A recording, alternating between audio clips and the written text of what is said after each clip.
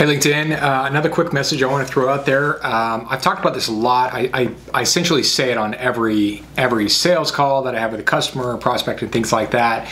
And it was related to video and communication. I actually wrote a blog about this, but a lot of people, you know, video is a huge thing and you can get caught up in content. We need content, we need video. And it's true, you do. But I always say to customers, you're not buying video. Video is not the thing that you're buying. What you're buying is communication.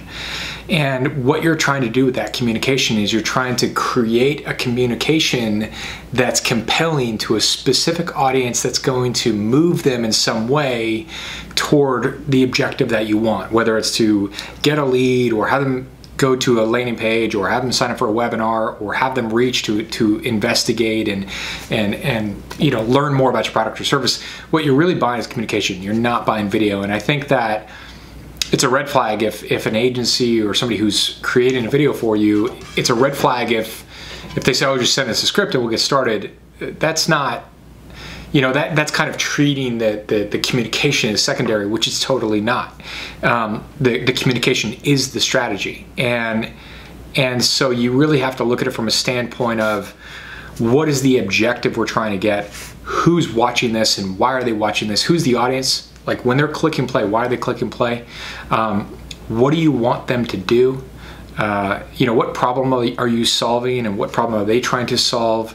And from there, how do we move them? How do we compel them to action using communication? And that's ultimately what a video is. It's a communication. So you're trying to create a message that's going to be compelling and move people. There's a lot of content out there that's no good. It's just content for content's sake or video for video's sake, and that's just a waste of time. What you really need is communication. So that comes down to great writing.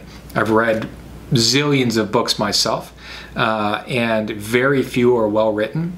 There's a big difference between a poorly written book and a really well written book. Same thing with movies. It matters, you know. And so for us, we put a lot of stock in the writing itself. You know, it needs to be written in such a way. We do a lot of B2B, tech related B2B. We need to know that audience. We need to understand how to extrapolate the message out of our client so we can communicate to their client, to their prospect, to their buyer, and nail the communication first, and then we want to wrap the visuals around the communication. So it's really what you're buying is communication. That's the key thing, not video. And it's easy to get distracted in visuals. Visuals are important. You got to make it aesthetic. You got to make it beautiful. But we have something we call Richter standard, and when we do a project, it has to check off all these various different quality control boxes, and communication is number one. Because if it doesn't communicate, it's not going to work. So that's just a message I thought I'd throw out there. You know, whether you're working with us or you're working with someone else, you're really investing in communication because you're trying to use that communication the same way a salesperson would, the same way marketing would.